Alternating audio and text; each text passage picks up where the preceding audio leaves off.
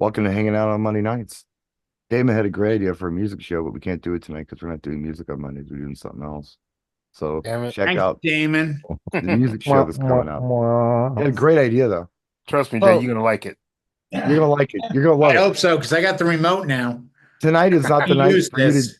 Tonight is not the night for you to do that show All anyway because right, we're all gonna put a right, all right. quarter I'll in put it you, to and you are in rare form. So I'm gonna give you a day to calm down before we do tomorrow night's show because it's gonna big wind week, you up like a top. I big promise. weekend, You're gonna like big it. weekend. You're gonna like it. So tonight, I want to talk about something that happened to me this weekend and get your feedback on it because I think people are looking at this from some different perspectives. I have my perspective. You may have yours. Let me tell you what happened. I did a subcontract gig, pretty far from home, about 2 hours from home, for a college, and the college said that this was going to be a 60-person event. So I was told to bring sound and lighting for 60 people, which I did. When I got there, there might have been 60 people in attendance, but by 11 o'clock, there were over 250 people there. I brought Evolve 30 amps, which is something that I wouldn't bring for crowds more than 150 people.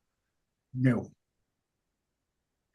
I'm going to just say right before I turn this over to you guys to give your feedback on this, everything went fine. It was a great event. I've got a gig log to prove it. I've got the last song of the night where they're really having a good time. But if somebody told you that you were going to be doing a 60-person event, you came prepared for a 60-person event, and there turned out to be 250 plus, how would you feel about that? Who wants to take this first? Go ahead, Jay. You got an opinion? yeah. When I got the EV Evolve 50s, it was a decision between the 30s, which I knew you had incredible success with. And when I discussed it with our friend Michael, I do so. I said, he goes, what kind of events? I said, a lot of weddings. He goes, what crowds? I said, up to 150. He goes, 50s will kill that. So I went with the 50s. Yeah. And I've done events up to 250 people. And I honestly felt I was probably short a little bit, Yeah. but I've It always worked. worked off the attitude of my job is to fill a dance floor, not the room. Hmm. Like if you're not dancing, you're probably talking, trying to pick up somebody, do whatever. That's Huh. fine. Let me just Right. focus on this square in front of me. So I've had a few of those events where they're like, I did one years ago, right before COVID, where I brought two 15-inch subs and two 10-inch tops. And I had done this event for 2 years in a row. It was a charity event, background music, like high amp, and talking. Yeah. And they were building meals for Africa in a bag with rice, beans, and other stuff. And they said each year about 300 people. It's in a gymnasium. And I said, well, if I do these speakers, it'll cover it. And the last year I did it, right before COVID, they brought in 700. And I'm like, and I called you, I think, and I called Pulse. And I said, this is what I have. What do I do? And you both said, push the subs next to each other, A couple of like subs. touching, and have the tops go out a little bit. And you know what? I put on music. I ran up to the top of the gym and it was crystal clear. Yeah. So I guess my point is you are going to have these on rare occasions. And if it is physically possible, you may have to adjust what you have because you don't have anything else Right. in a way that works for where you end up. Hmm. It fortunately has not happened that way to me more than once or twice. But, we as DJs tend to bring sound for 1,000 when we have 80. It happens a lot. It gets overpowered. We Absolutely. we always, I mean, I've got a wedding next week for 80 people. I'm bringing the same sound system I had recently for 190. Yeah. And I'm confident both ways. That's the beauty of these knobs we have that Right. turn things up or turn them down. So react as you will, but understand you may want to push a little harder or make adjustments. Damien, you got anything on this? No, Jay pretty much said it right. I mean, I always carry a little bit more, sound wise. Yeah, I carry, headroom, if you yeah, will. I always have room. Yeah, I always carry two subs and, nice set of tops. Yeah, And like you just said, you can always turn it down if it's too yeah, loud. yeah. Sometimes you can't turn it up enough, but you can always turn it down. So, When I posted the video, the criticism that I got from several people in the comment section was, "Oh, they were trying to pull a fast one on you. They were trying to get you for less people, and then they show up with 250." And I'm like, I don't think that's what happened. you know I what? I remember you talking about, we talked about this off the air, Yeah, and you were saying it was a small college. yeah, So I can see when they're probably saying it was only going to be 60, and then everybody showed up and just like started FaceTiming their friends and just right. You got to come come on down through. here. Yeah. Yeah, right. This is a The, legit dance, so Yeah. get over here. the thing is, though, it's like they can't be pulling a fast one because I'm sure nobody here charges per person. If we were charging per person, and there's 60 people and 250, yeah, you could say that the client's trying to pull a fast one. But Yeah. we don't charge like that. It's like, well, if there's No. 60 or 600, then we can, it's that our price is our price. It's still going to cost us the same amount of money to get there. The only difference is you might bring some extra speakers, between 60 and 600. My rig for, let's just say, 250 to probably 600 plus is significantly larger than my rig for 60 people. And I do have to charge extra for that rig Yeah. because it's more to handle. But no, I'm not charging per head, but I'm charging for, if I've got to bring lighting for 250 and sound for 250, that's more equipment and more setup than I would be bringing, for less. So I do charge more in that regard, but not per head, no. But I just think 20, I appropriate think, lighting and systems for I do Okay. charge for. yeah. Going back to what you were saying before, for me, I'd be like, okay, this is the way it is. I'm still just going to focus on the music. I can't, I can't magically put my speakers in a plant pot and give it some water and let it grow from like a 10-inch into a 15-inch sub. It is what it is. You came with the equipment that you got. I wouldn't like sit there going, yeah, sit there and go about the promoters going, oh, grumble, grumble, grumble. It's like, kids, party, let's go. It is what it is. Let's make the best of what we got. I wouldn't. I I wouldn't be sitting there like moaning. But I Alex, It's don't you think like there's an age gap in there too? Like I look back on days when I had 80 people or 200, I used the exact same system. And I just assumed in my eyes and ears that I could cover up to a certain number. I think as we get older, we look at it from a more fine-tuned standpoint, as you are saying, well, you know what? I can do this, I can do this, I can do this. I think there's an audience of DJs that go, how many people? 150, I have this. And this is an older website thing too. Up to 150, it's this much. Up to 250, it's this. Above that, I need to bring 4 subs, 8 tops, this. So I think as we mature, we realize, yeah, our system will cover up to this. don't know if it's our age more than it is just Or actually experience. our Let's replace age well, with experience. okay, maybe, but I also believe that it's just the industry's grown enough where we understand that certain systems fit certain venues and certain crowds. Before it was a one size fits all thing, but now we're learning more about it. And I'm like, oh, okay. So that's what I believe it is. It's less of a, seasoned vet thing, and it's more of a, this is just how it's done now because we understand it more than we used to. Maybe I'm off on that. I don't know because like you, Jay, I had one system for years. It didn't really Right. change much. But No, now I never. have several for several different things. But it's in your head that going into it, well, if I use the ETX system, that can do this versus the Yeah. EV50s and 30s can do these. Yeah. But you end up in a room where sometimes your skill and talent outweigh your gear. because you suddenly go, okay, I see what's happening here. I need to make an adjustment. Let me move this stack over here. I'll move this one over there. I can still make this work. But if I had my own way or an assistant, I probably would rather have a couple of 18s in front of me and a couple of 15s and maybe a 12 over here. And Yeah. Well, because of my physical limitations, if I'm doing something like an ETX system, which I don't own, I'd have to rent, I couldn't handle it setting that up by myself. I can't pull a speaker that heavy. I just can't do it. So there's more cost I'm incurring there as well.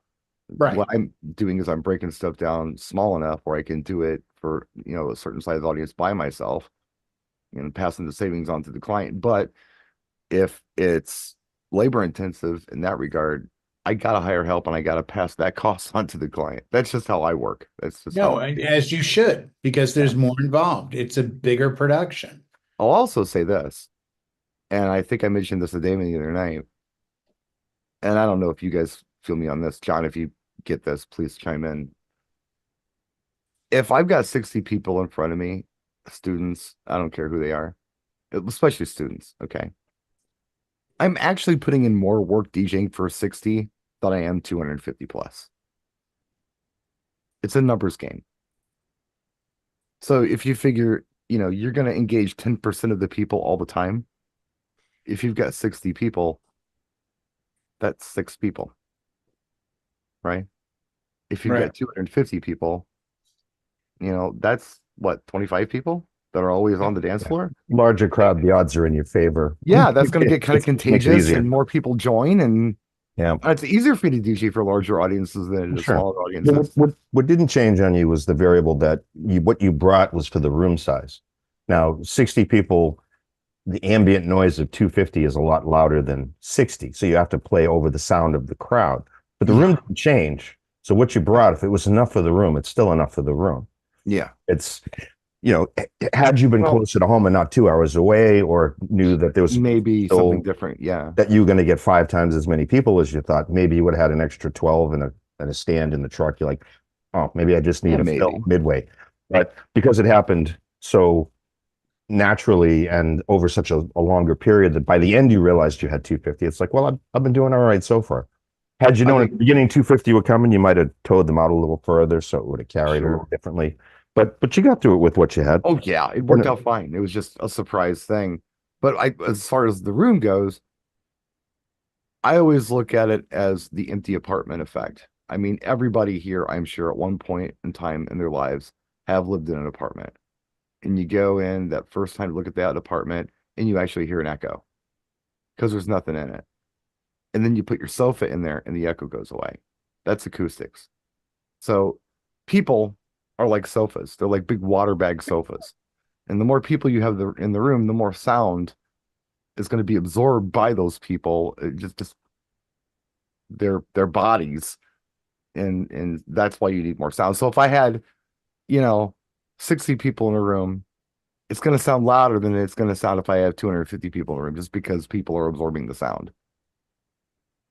Does that make sense? Yep. Oh, sure. But I think the people put up with it knowing that you were anticipating a smaller number and you had what you had. Oh, nobody even noticed. I don't think they were pulling a fast one on you. It's just people told people, and that was the result is like, hey, this is a good party. You should come. And all of a sudden, you double the room size twice. That's what I want to believe. I want to believe that's what happened because, well, the reason I'm kind of thinking that might be what happened, and I think I told you this last night, John, they had a raffle, and they told me they were going to have a raffle. And I said, oh, do you want me to announce the raffle? They said, no, we're going to text the winners. So we'll let you know when we're ready to text, and we'll come up and say, hey guys, keep an eye on your phones. We're going to text the raffle winners in 10 minutes. That was my raffle announcement. So they're college kids, they're techie kids. I was given the address of the college, not the hall or the venue. So I show up on campus and I'm given a few contact numbers. I call one, or I end up texting one. Hey, I'm on campus. Where am I going? Text back, hey, you're early. Great. We were expecting you till later. I'll drop a pin. So, I get this thing, I get to press on it, and then Google Maps pops up and it takes me to, the address. So that they're pretty tech savvy people in that regard. So I'm thinking, okay, if they're this tech savvy, they're texting their friends, letting them know what's going on here. And I don't know, that's just what I want to believe. Maybe that's not what happened, but I think that would be cool if that's what happened. Because it kept growing as the night went on. I had more people at the end of the night than I had, half an hour before the night ended. So it just kept growing and growing and growing. Like the Vidal Sassoon commercials, you tell two friends and so on and so on and so on. And so on. Right. Yeah, you kept winning over the next batch that came in, and then they had to tell people. So then more people showed up. I don't think it was a lack of communication, or nobody RSVP'd or said, we only had 60 initially, but well, lo and behold, here's everybody else that wanted to come to this party. So yeah, next year you'll expect it to be bigger. Yeah, next year it'll be bigger. Oh, and by the way, they hired an LED dance floor. So the techs came in and put that up, and they had glow furniture and things in the room. The LED dance floor was 10 by 10. So that should tell you what they expected. Yeah, versus that's 100, square foot, 10 by 10. It's funny you say that, John, because I'm listening closely to everyone, and that's the one thing I haven't heard. I haven't heard any discussion about what was the expectation of the room. We have our knowledge, we have our system, but what is the audience? Like, if your audience, same area, same venue, but if the audience was 45 to 70, much different expectation for sound than, say, a 20 or 18 to 25-year-old crowd who might be like, man, it's just not loud enough. It's just not loud enough. You're not going to hear that from a 50-year-old. I didn't hear it from the 18, 21-year-olds. Too. But I will say this. I mean, I did sound check and it sounded great in that room.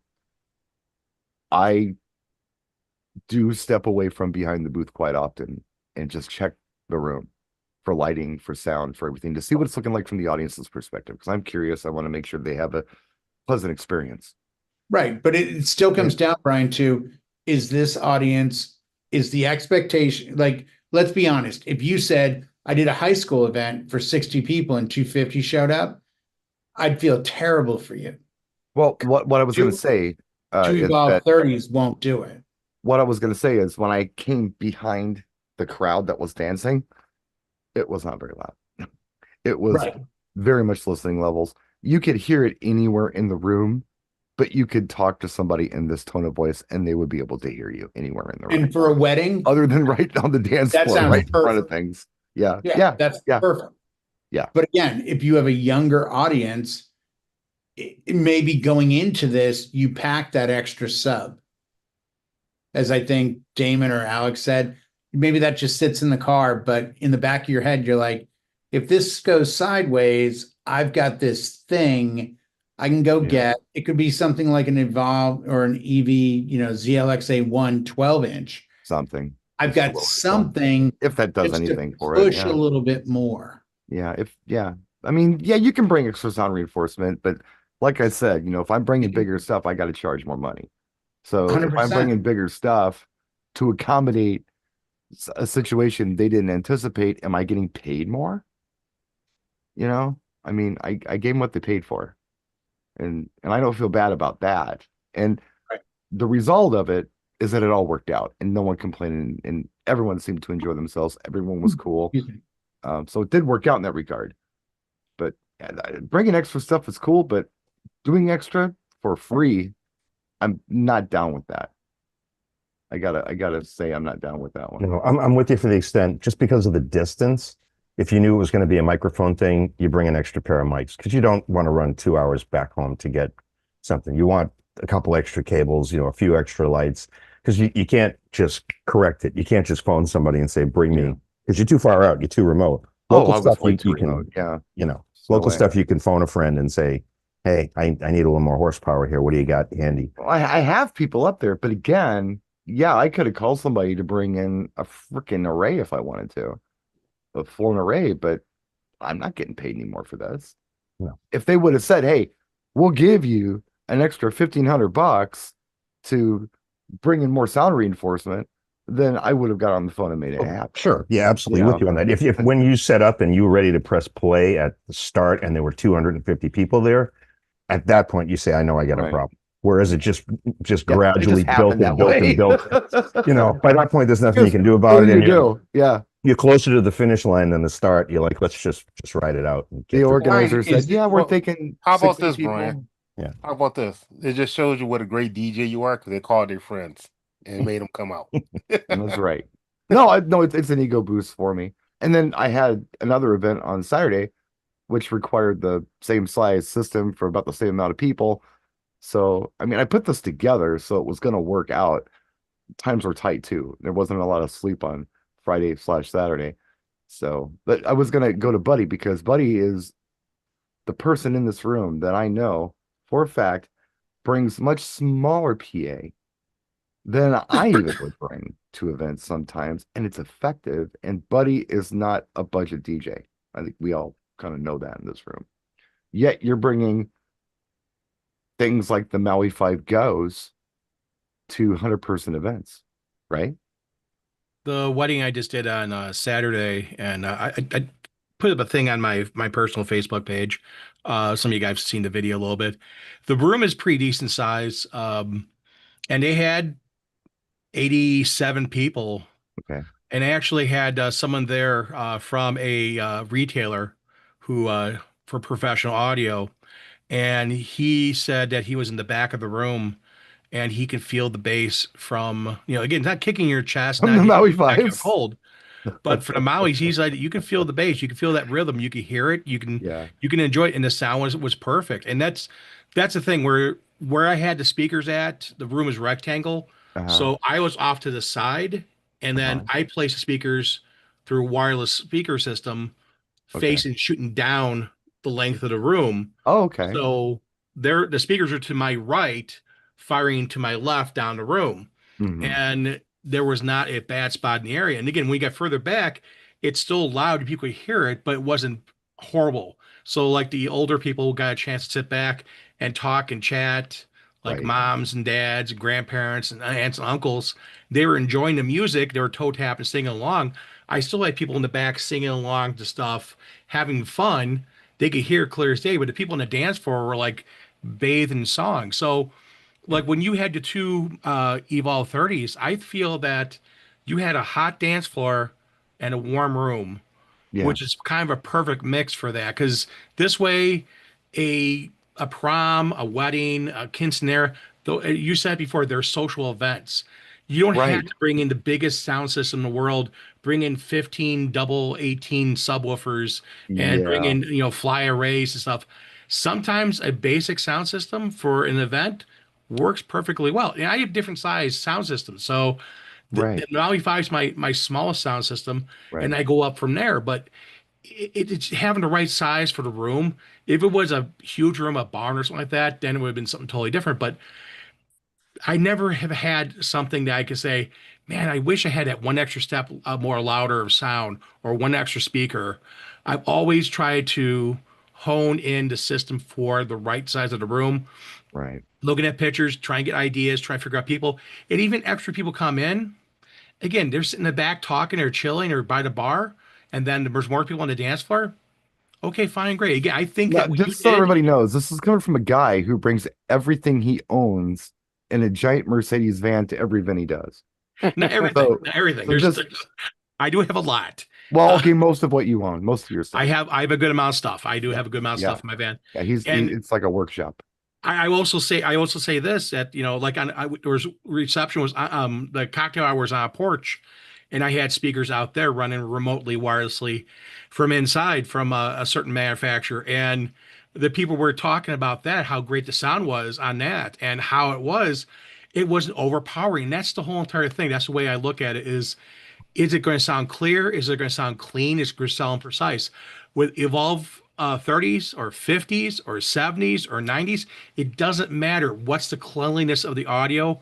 What's the sound coming out of it? And by the way, our sponsors are also looking at us too, and we should talk about the sponsors too. Why don't you talk about it, buddy? You're on a roll.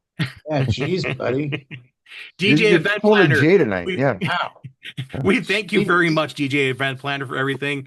And we always appreciate you. Please make sure you look down below and to everywhere else on the board for links.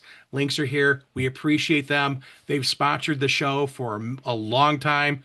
Thank you again to all of our sponsors. But again, Brian, I think you did a heck of a job with the audio. I did want to say something else that you mentioned, and I think it's worth talking about. Just the last thing we talk about on the show. We'll knock it off, and you can move on and do whatever you're going to do on the night that you're watching this on YouTube. So, Buddy said something really interesting. There's other things going on in the room aside from dancing. I understand that we are all artists. We all do things in different ways. I understand that a junior high dance is a lot different than a wedding reception or quinceañera.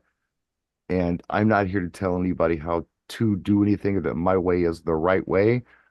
But I will say that I think it would serve you well to understand that dancing isn't the only thing going on at these events. What's next? No mixing? Jeez. Here we go. Oh, yeah. No, but you guys are all under that same philosophy, aren't you? Oh, yeah. Dancing is a dance floor. It's not the room. Right. Unless you're playing a rave and they expect EDM for 48 hours and they bought a ticket. They want loud. They want it loud everywhere. Yes. That's different. That's different. Exactly. 100%. I don't believe that there's really any time in the night, except maybe the first dance, where you need to command the entire room to like really pay attention. If there's something going on like that, it's a spotlight for the client and it's the reason people are there. Yeah, at that point, please silence. Let's watch this. Let's pay attention to this. Any other time in the night, there should be conversation. There should be bartenders taking orders from guests where they don't have to scream and struggle to hear the orders. I'm sure we all say the same thing differently, which is, I want your mom and grandma to talk in a normal tone 10 feet off the dance floor. I tell every single client that, and I mean that because I know when it comes to, push comes to shove and dancing starts, I've got a bunch of bodies standing in front of two Evolve 50s. They're pumping out at them and it's hitting them and coming back and they're happy. But at 10 feet off the dance floor, people are talking at a normal tone. That's a perfect wedding. I don't care if it's 150 or 350. As long as the people on the floor get it, the rest of them that aren't dancing, they have another agenda. Let them enjoy their night too. This is not make every square inch loud. Well, that's you share the same philosophy I share. Now you guys are all my friends. I've gotten to know you all very well. I can see the look on Damon's face. He's got something to say. No, I'm good. He's grinning a little bit, like Damon's like, I'm dropping Kevin Saunders. I need some bump. You need some scoop. That's what he's thinking. You know it. I play strings of life. I want everyone to feel it. Well, Damon, you're not doing the same kind of sound at a bar as you would do at a wedding reception. Huh? What are you saying? Okay. Hands up. I assume the wrong thing here. Hands up. Hey, we all do it different, No, I'm not taking hardcore sound like I am at a bar, but I do like take checkers. Like, what would you use at checkers? I'm still coming in with 2 12-inch subs or 2 15-inch subs. There you go. 12's okay. Those are not 18s. Brian, like Jay say, we can turn it down. Yeah. You turn it down. Yeah. Even Ferraris have a second gear, right? Exactly. Right. There All right, you kids, we'll put a fork Gee, in. that's a good one to put a fork in. Even Ferraris have a second gear. Yep. Thanks for tuning From in. the guy that had a 73 Cutlass. Yeah. Exactly. We'll see you next time. If they have us back, we'll see you next time. Good night. Where they find a